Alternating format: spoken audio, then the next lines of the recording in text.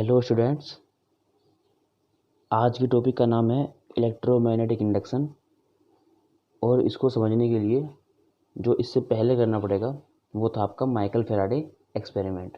इसके बारे में हम बात कर चुके हैं, एक बार दोबारा देख लेंगे कि अगर किसी मैग्नेटिक फील्ड में लगातार चेंज हो रहा हो, मतलब कि कभी बढ़ रहा है कभी घट रहा है मैग्नेटिक फील्ड, और इसके अंदर एक वायर रखा हुआ है और इस वायर के अंदर जो एरिया है इसका वो फिक्स है। ठीक है, तो अगर किसी मैग्नेटिक फील्ड में लगातार चेंज हो रहा है तो क्या होगा, इस वायर के अंदर एक करंट फ्लो हो जाएगा। ठीक है, करंट इंड्यूस हो जाएगा।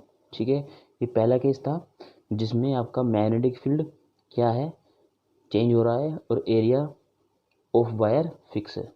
सेकंड केस में क्या था कि आपका जो मैग्नेटिक फील्ड है वो इसमें क्या है, फिक्स है। मैग्नेटिक फील्ड क्या है आपका, फिक्स है, लेकिन जो आपका एरिया ऑफ वायर है, इस वायर का जो एरिया है कभी बढ़ रहा है कभी घट रहा है।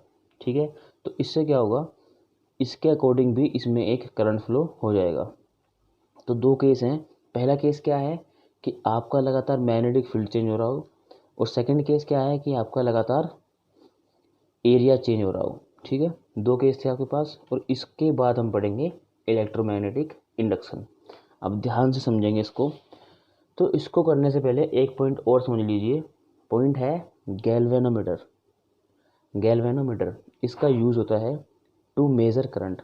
करंट को मेज़र करने के लिए किसका यूज़ होगा, गैल्वेनोमीटर का। आप ध्यान से सुनेंगे। आपके पास एक कॉइल है जिसमें लगी हुई है आपकी गैल्वेनोमीटर, और यहाँ पे क्या रखा हुआ है आपका बार मैग्नेट। ठीक है, अब हम क्या करेंगे, दो केस लेंगे। पहले केस में क्या होगा कि जो बार मैग्नेट है उसको इस कॉइल के पास लाएंगे, दूर ले जाएंगे, पास लाएंगे, दूर ले जाएंगे।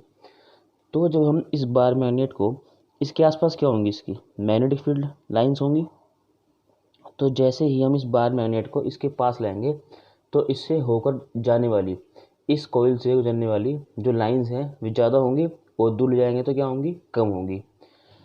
दोबारा सुन लीजिए कि आपका ये कॉइल है, यहाँ पे आपका बार मैग्नेट है। जब बार मैग्नेट को इसके पास लेकर आएंगे तो इससे होकर जाने वाली जो मैग्नेटिक फील्ड लाइंस हैं वे ज़्यादा होंगी, दूर ले जाएंगे तो क्या हो जाएंगी, कम हो जाएंगी। ये पहला केस था। इसमें क्या होगा, जैसे ही हम आपकी कॉइल को फिक्स रखेंगे और बार मैग्नेट को मूव करेंगे तो इस कॉइल के अंदर करंट फ्लो हो जाएगा।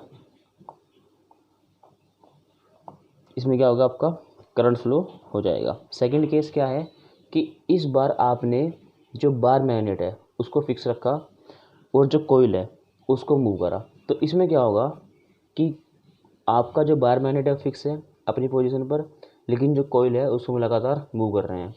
तो जैसे ही आपका कॉइल मूव होगा, इससे क्या होगा, इसके अंदर दोबारा करंट फ्लो हो जाएगा। तो पहला केस क्या था, आपका बार मैग्नेट फिक्स है, और सेकंड केस क्या है, आपका कॉइल फिक्स है। ठीक है, दोनों ही केसेस में क्या होगा, आपका इस कॉइल के अंदर करंट फ्लो होगा। तो इसके अकॉर्डिंग हम देख सकते हैं कि इलेक्ट्रोमैग्नेटिक इंडक्शन के अंदर या तो हम बार मैग्नेट को मूव कर लें या हम मूव कर लें कॉइल को। दोनों ही केसेस में क्या होगा, इस कॉइल के अंदर करंट फ्लो हो जाएगा, और उस करंट का जो मेज़र है उसको हम करेंगे गैल्वेनोमीटर से। ठीक है, तो दोबारा सुन ले एक बार, लास्ट बार। दो केस होंगे। पहले केस में आप मूव करोगे बार मैग्नेट को, कॉइल फिक्स होगी आपकी, और सेकंड केस में आप मूव करोगे कॉइल को, आपकी जो बार मैग्नेट है वो फिक्स होगी। तो जब आप बार मैग्नेट को इसके पास लाए, दूर लेगी, तो इससे होकर जाने वाली जो फील्ड लाइंस हैं इस कॉइल से जो निकलने वाली लाइंस होंगी, वे जब पास लेकर आओगे तो ज़्यादा होंगी और दूर ले जाओगे तो कम होंगी। ठीक है, इससे क्या होगा, इसके अंदर करंट फ्लो होगा। सेकंड केस में क्या होगा कि आपका बार मैग्नेट फिक्स है, इस कॉइल को आप इसके पास लाए तो इससे होकर जाने वाली जो लाइंस है वे ज़्यादा होंगी, और दूर ले गए तो लाइंस क्या हो जाएंगी, कम हो जाएंगी। तो इसके अकॉर्डिंग भी इसमें क्या होगा, करंट फ्लो होगा। तो दो केस थे, एक बार बार मैग्नेट फिक्स होगी, एक बार आपका जो कॉइल है वो फिक्स होगी। ठीक है, दोनों ही केसेस में क्या होगा, आपका जो करंट है इसमें फ्लो हो जाएगा। ये था आपका इलेक्ट्रोमैग्नेटिक इंडक्शन। कोई डाउट हो तो मुझसे पूछ लेना। Thank you.